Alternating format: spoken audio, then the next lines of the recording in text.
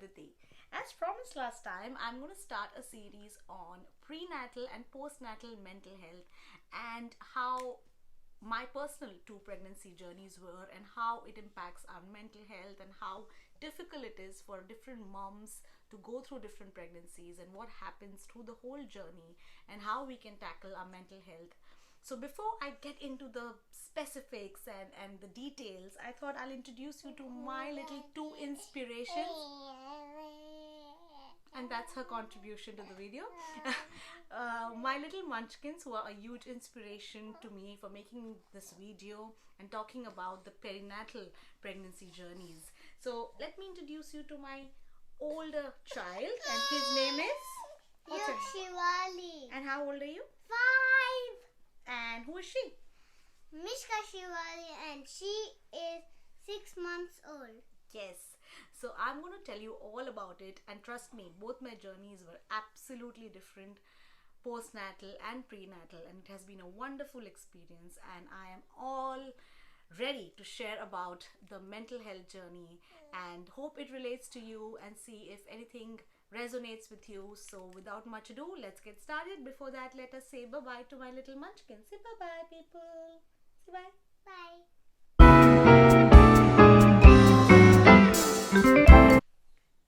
Hi. Hello everyone. Hello everyone. So we are back and we're going to continue the video. I did introduce my little munchkins previously.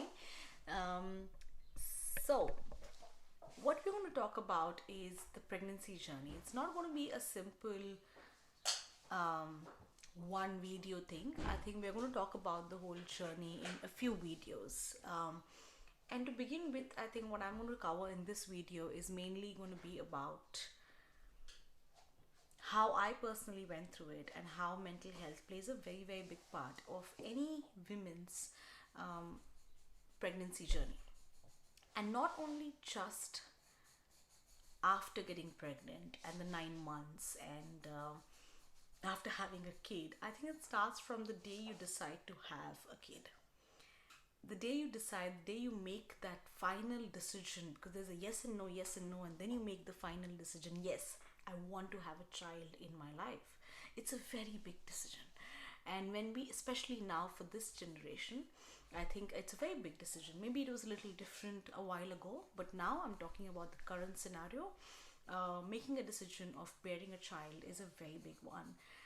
So once you make that decision, the journey begins.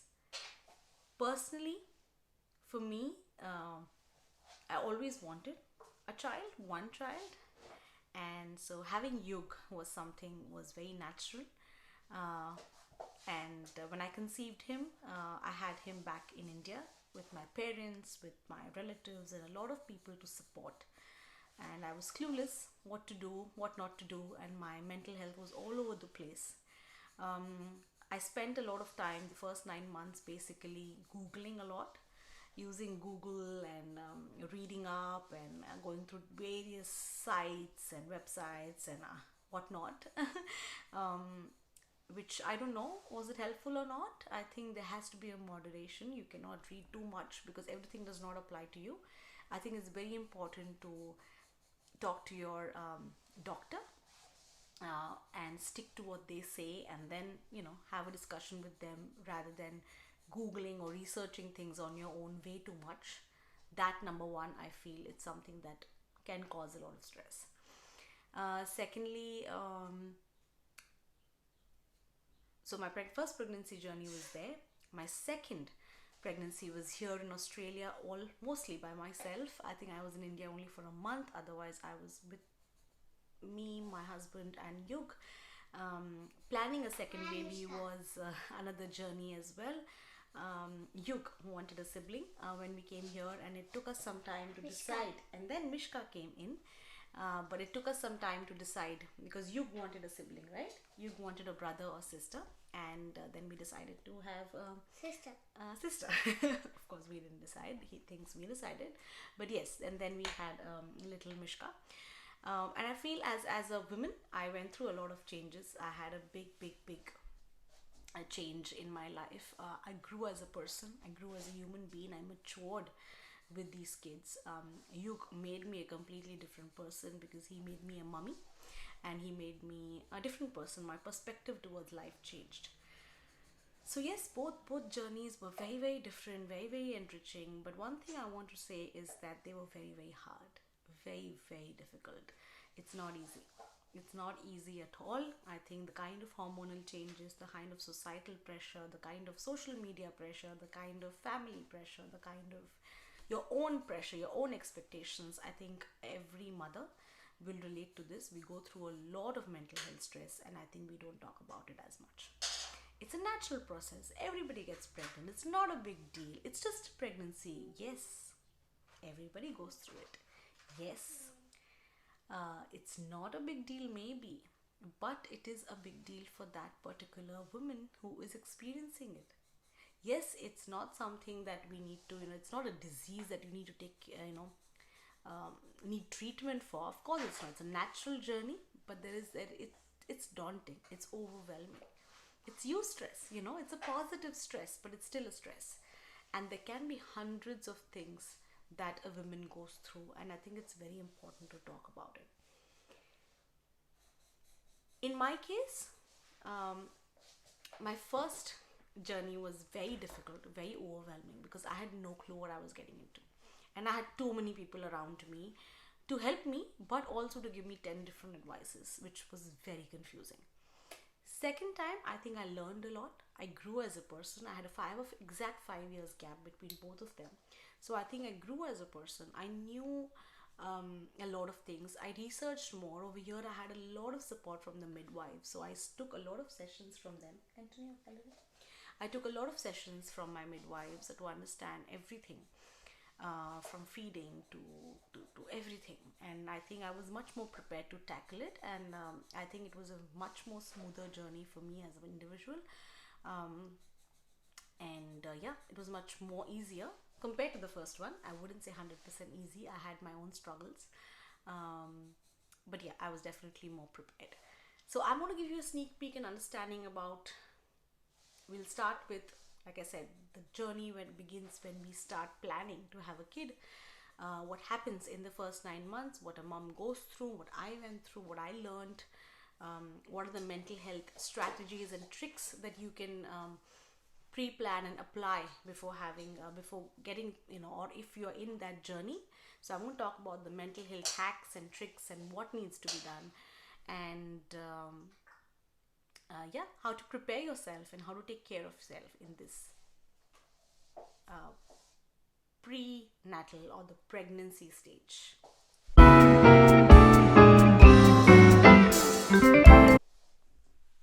Alrighty then. So what are some of the mental health strategies that I'm going to share with you specifically in the first 9 months, the first few months? Number one is, of course, talk to your doctor. Ask your doctor as many questions as you need. Talk to him, understand what is that is needed, understand what is it that you can do to make your journey much more easier. Be happy. Now, how to be happy is maintain your regular routine. Try to maintain your eating. So your eating is number one. Exercise, yoga. I did a lot of yoga in my prenatal phase. I did yoga from the 4th month till 2 days before I delivered my baby in both my pregnancies, and it has helped me tremendously. That 1 hour of meditation, mind cleansing, body stretches, it really helped. Walking helps a lot.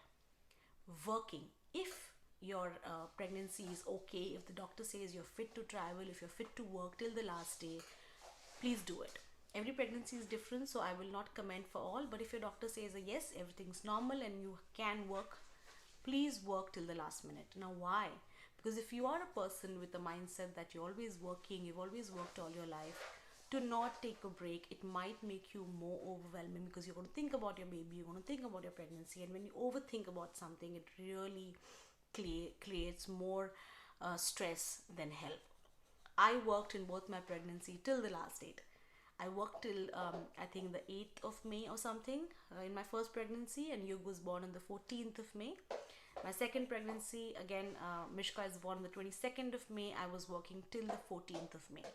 Um, and whatever break I took, that 1 week was to spend time with Yuk. So I was busy. I was not like not doing anything. I till 21st May I was going for Yuk's classes and taking him to school, doing school drop-offs, pickups. All I was doing, I was driving till 21st of May. So I was making sure I was occupied. Thirdly, self-care. This is a beautiful journey, and all you moms deserve all the pampering and all the love. And where does it start from? Within. So you need to take care of yourself first. So you need to make sure there's at least 1 hour dedicated every day for yourself. And what you do in that is completely your choice. You coloring in, you go for a walk, you listen to music, you do your meditation, you do gardening. Coloring in. You is coloring in. And whatever you like to do, to just give yourself that space and time. And you deserve it, mommies. It is difficult, your body is changing. The first 3 months are crazy with nausea and all other hormonal changes. In the videos to come by, I will take 1 trimester as a time. This is an overall picture of self-care for during your pregnancy phase. So self-care needs to be utmost. It has to be your top priority. Nothing else is more important than you and your mental health right now. Fourthly, community groups. If there's a prenatal group somewhere, or a mommy group which you can join on Facebook, on Instagram, anywhere, and talk about how you're feeling, or talk to your friends, please do it.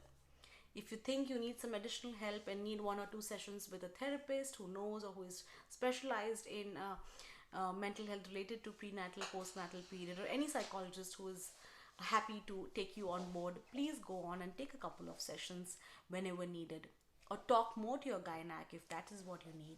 But you need that support.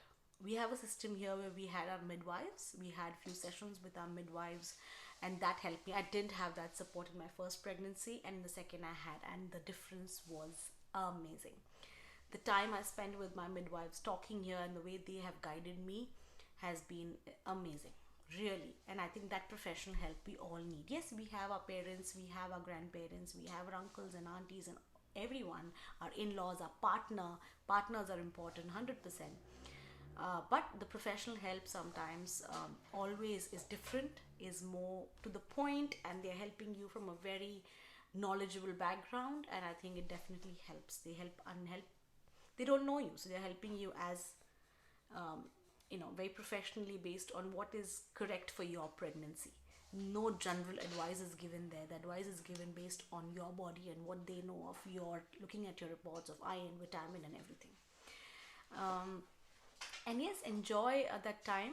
There will be times when you will feel like you throw things or get extremely angry or just have a time out and go into your own zone. Do it. You need it. You're carrying a child, a human being in your body. That's a very big thing. Again, I know it's natural. I know a lot of people get pregnant, but it's a big deal. And you need to take care of yourself at that time.